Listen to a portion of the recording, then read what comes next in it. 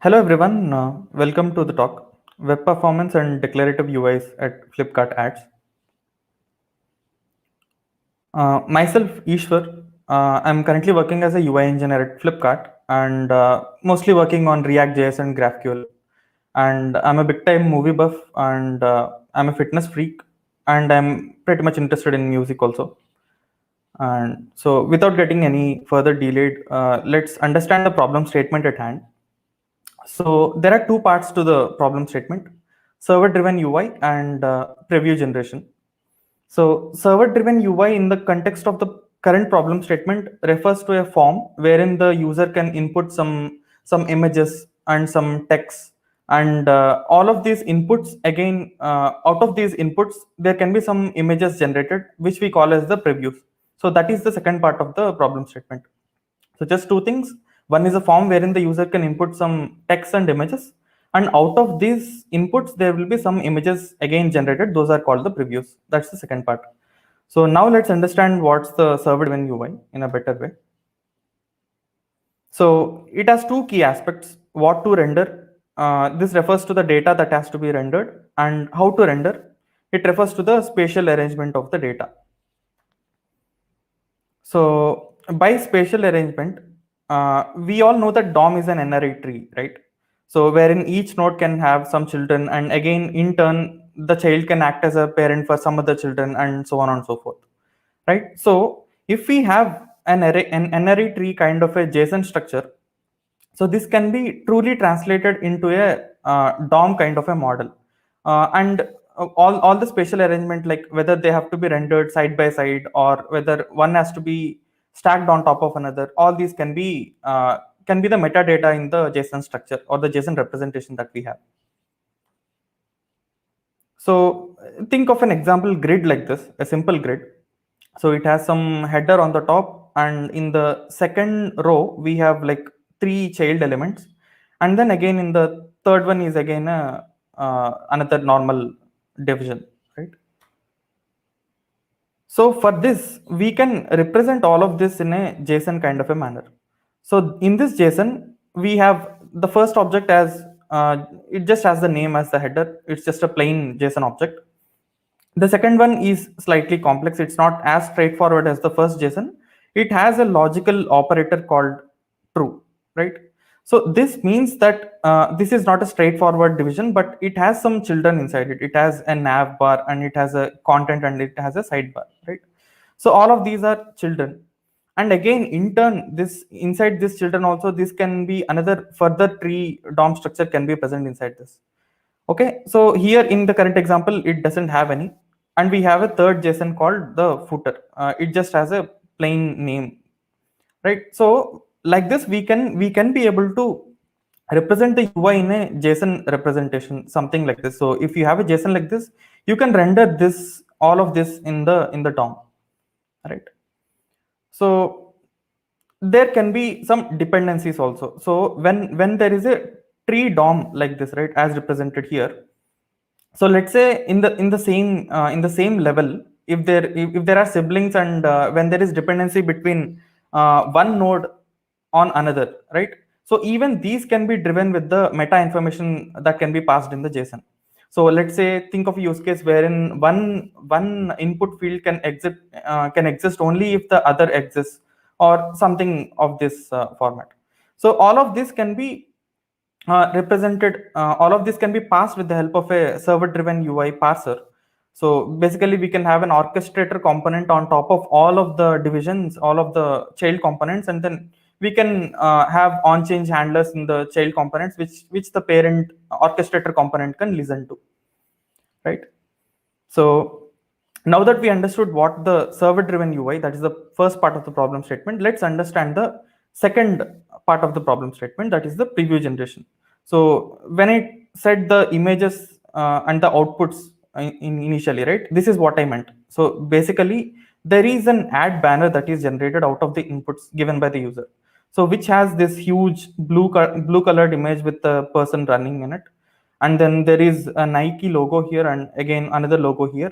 There is a title here, there is another title here, and then there is a terms and conditions apply. Out of this, there are up to 5 assets here, right? One background image, logo images, one text and CTA text, and again there is a terms and conditions wala chevron, right?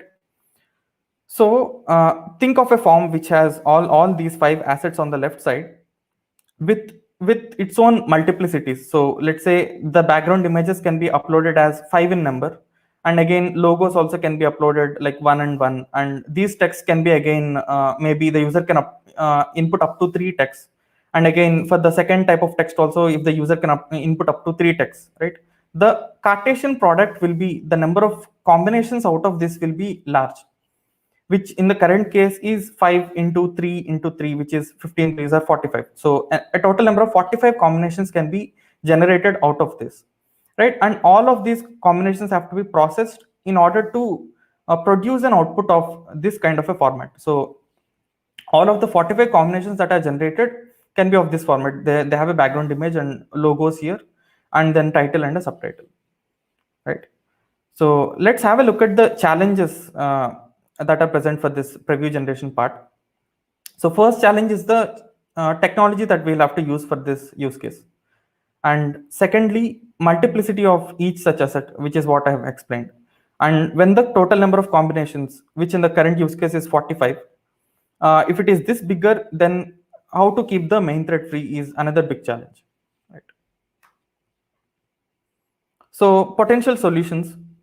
First one is a very simple and rather dumb way. We can generate all the combinations on the main thread itself. But second one is not a simpler way, but it is the recommended way to do the things.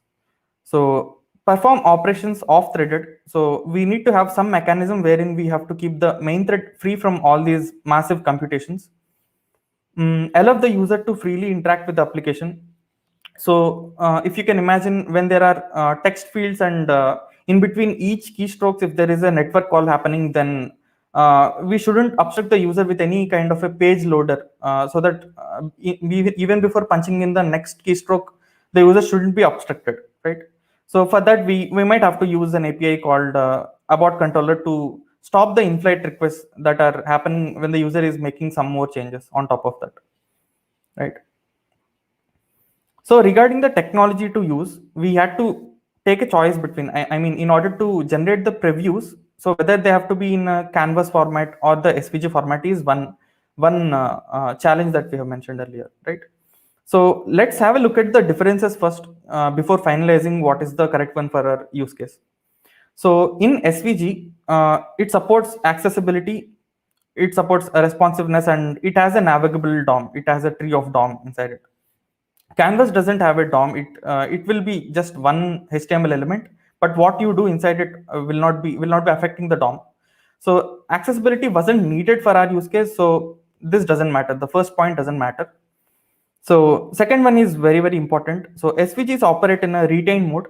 Canvas operates in an immediate mode. So what I mean by that is, browser's graphics API creates an in-memory scene of the final output and translates the drawing commands to the browser in the case of an SVG. Canvas does the same, but there is no in-memory scene creation of the final output. This is very important. So the in-memory scene creation won't be present for a canvas, so that the no extra memory is required for canvas, but there is some in-memory space required for SVG. So SVGs doesn't support any extended use cases, but canvas support extended use cases like pixel manipulation, etc. Because canvas is a raster based image and SVGs are generally composed of paths, right? So that's why out of these we had to choose canvas for our use case, as it suits the use case better, as we have to generate the previews by just painting. But it's not that SVG is better or canvas is better on top of anything, but it's just that the current use case canvas suits better, right? So what's a canvas? So the best way to understand canvas is like a drawing board, right? So you have a drawing board like this, and canvas is a HTML element, and it represents a whiteboard mostly used for drawing, and it affects the paint and the recalc step in the browser render cycle, right? So what is the render context for canvas? So we have a query selector for the canvas, and then we get the context for that canvas by passing in either 2D, or this can be 3D also for APIs like WebGL and all. So how the best way to understand the render context of a canvas is this paintbrush over here. So we have the canvas board, and we use this paintbrush to just scribble on the canvas board. We have to paint. So with this context, we know what is the color of the paint that we dip this brush into, what is the font style that we want to draw over here. Would I be drawing cursive writing, or would I be drawing small letters or capital letters and all that? Would I be drawing any image or something like that, right? So these are some common methods that are helpful for drawing on the canvas. When you're dealing with text, these can be some helpful methods. When you're dealing with paths, then these can be some helpful methods. When you're drawing an image, then this is the syntax to do that. So you can pick up the source image ka width and height, and then you can paint it over to the canvas destination coordinates and the height and width. So we had mentioned this also as a problem, right? We want to, if you look at the pictorial representation here, so we want to keep the main thread free from the massive calculations that are happening, right? So if you look at this diagram here, at some point, exactly precisely here, we are offloading the work to some other thread which is doing on itself, and after that, again, at some point in time, it is sending back the data to the main thread at this point, right? So in between these 2 points, the main thread is completely free. Because it has offloaded the work to another thread, right? So like when you use an implementation of a worker thread, then you might not see that weird pop-up which says your page has become unresponsive, please click on the exit pages button to continue, right? So let's have a look at the bookish definition of a worker. So worker is a means to run scripts in the background threads, like I explained here. And with worker, you can perform tasks without interfering with the user interface. And the syntax is pretty much straightforward. You can instantiate a worker like this, and then you can pass the path of the worker file. So there are 2 methods to keep in mind when you are dealing with workers. So one is the post message, and the other one is the on message. So post message is used to transfer the data from one thread to another, and on message will be the reverse of it. Basically, you listen to the information that is sent from the other threads, right? So now that we have finalized the technology, to be canvas, and we have finalized, I mean, we have thought to use worker to in order to keep the main thread free. But there is a very, very big challenge here. So worker threads doesn't have access to the DOM, but canvas is a HTML element. So how can we, how can we use worker thread scope in order to draw images on the canvas, right? So there is a solution for this, which is off-screen canvas. So as the name suggests, so the drawing capabilities of a canvas DOM element can be separated with the help of a off-screen canvas, right? As this diagram represents. So previously, canvas is a DOM element with its drawing capabilities, but with off-screen canvas, you can separate the drawing capabilities away from the DOM element, so that you can use these drawing capabilities even on the non-main thread environment, right? Yeah, this is what I have explained. At least let me read out the last part for you. So canvas drawing capabilities by tied to the canvas element, which meant it was directly depending on the DOM. Off-screen canvas, as the name implies, decouples the DOM and the canvas API by moving it off-screen, as simple as that. So yeah, now we have all the tools ready. We have finalized the technology. We thought to use the worker thread for the drawing, and then so we have off-screen canvas also for the challenge. So now let's start drawing. But again, we have a few more challenges or optimizations to be made. First part being the loading of the fonts. On the main thread, you basically have a link tag, and then you can use the link tag to point it to a WAV file and then load the fonts, basically, right? But on the worker thread, this is a challenge because you don't have access to the DOM, you don't have access to the link element at all. So here you can make use of this font face API. So the syntax looks like this. wherein you can pass the WAV file and then you can load the fonts, whatever font style you want. Right, we are sorted on that. And the text we can, like I told you, we can use context.fillText method in order to write the text on the canvas board. And drawing images. So for this, we have used the method called create image bitmap. Why? Because so on the normal DOM, let's say if you set img space src equals to some image URL, right? What actually happens on the browser is that the browser makes a call to the to get the image. Second step, it has to download the fetched image, and third step, it has to decode the image. So this decoding process is heavier. So let's say if the number of images are bigger, then obviously the time taken to decode will also be higher, right? So that is why in the context of this problem, we had to use create image bitmap, because so this is an easy API for loading image blobs. And with this, we can bypass the decoding that I explained. We don't have to wait for the decoding to complete. The decoding process can happen in the background, but even before that, we get the image bitmap like this. So we can use the image bitmap even before the decode completes, and then we can use this bitmap to draw over the canvas, because canvas supports drawing bitmaps, right? And this resize images, I will explain this now. So when you have to downscale an image from, let's say, a resolution of 800 to 200, right? I mean 800 into 800 into 200 into 200, right?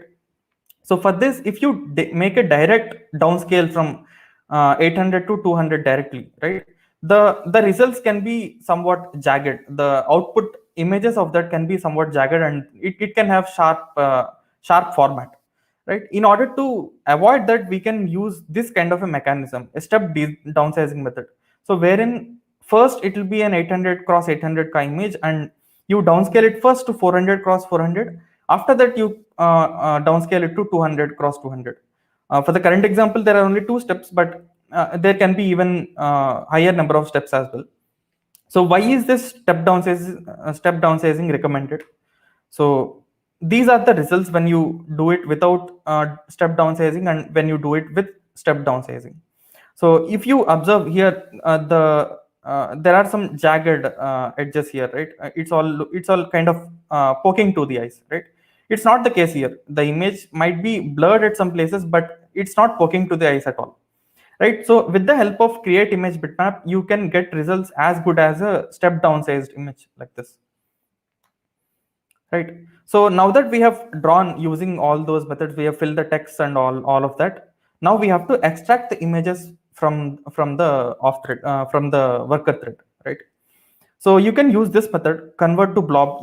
Using this API, you can extract the image, and then you can communicate from the worker thread back to the main thread using these kind of methods. Post message is a actually behind the screens. Post message by default uses a structured clone algorithm which does a JSON serialization of the data that has to be sent.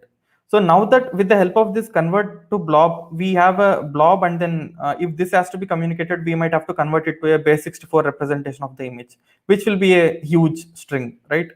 So if you have to send 45 images which are in base64 format, then the post, if you have to send that in a post message method, then and if it has to be JSON serialized, then the load can be heavier. So there are couple of alternatives. So you can write into the cache from the worker thread, and again read it back from the cache in the main thread. So this is one effective method. And transferables. So transferables, these only support string buffers. So if there is a way that you can convert the whatever data that you have when you're dealing with worker threads, right? So if you can convert the data into array buffers, then you can make use of transferables, because transferables, they send the data in just like a flash.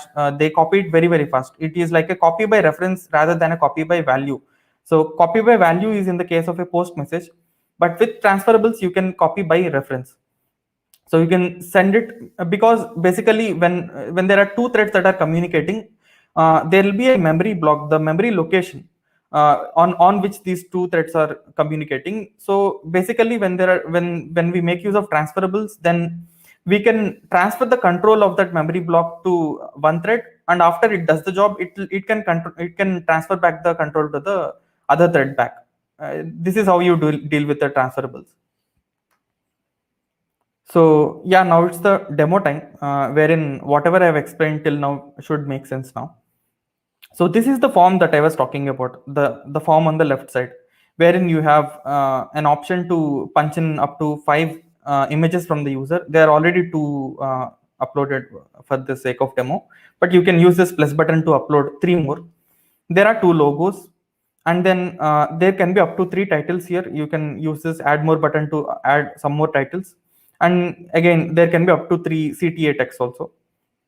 So there is another toggler button here just to either enable the terms and conditions on the right side or not. So all of the previews that are generated out of this will be shown over here on the right side on this palette. Okay, so also the dependency in between the assets that I explained earlier, right? That is in between these two, because when you have a primary logo that can be rendered over here and the secondary logo that can be rendered over here, right? So the secondary logo can exist only if the primary logo is existing. Otherwise, if the user crosses the primary logo in this situation, the secondary logo has to get emptied by itself, right? That's what I meant, like when you have dependencies in between assets here. Let's continue this video. So now the user has started punching in some titles here. So this CTA text is also a mandatory field, so that's why you are not seeing any outputs till now. So now that the user has punched in shop now here and sponsored by Nike. So what exactly happened in the background? We have generated the Cartesian product, which is 2 images into one, which is two into one. So we have 2 combinations. That's why we have one with this background image and the second one with the second background image. So this is the second image, right? So now the user is continuing to add one more CTA text here. So there is no page level loader like I explained. There is only one blue loader that appears at the top. So in between, if there are any network requests that happen, they will be aborted basically. So why is there a network call? The network call is to get the coordinates of where we have to place the logo, where do we have to place the text and all. So now that he has punched in another title called Great Deals, so there will be this image that is combined with this title and this CTA text. Again, this combined with this title and the second CTA text. So those are 2 combinations. And the next one, this image again, it combines with these 2 CTA texts and the title and these 2 logos. That's why we have 4 combinations in total. Let's have a look at how those look like. Right. Cool. So again, the user can choose to change something, and then he can maybe toggle this terms and conditions, which can remove this text or not, right? So that is pretty much it in order to generate the previews from the server-driven UI fashioned form. So these are actually live in action. So if you look at the Flipkart application, right, on the home page, you can see ads like this. So this is an ad banner that is generated out of the current problem statement. So we had a boat logo and there are 2 titles, and then there is a huge background image. And here also there is a similar ad banner. This has the terms and conditions enabled, and then there is a title, there is a logo and all that, right? So yeah, these are my team members, Abhinash and Ishan. These were there for solutioning this problem statement right from the beginning, and then they have come up with pretty much innovative solutions for the optimizations for cracking this problem statement. So thanks for them. And so that's about it. If you guys have any questions, then now is the time to shoot it out.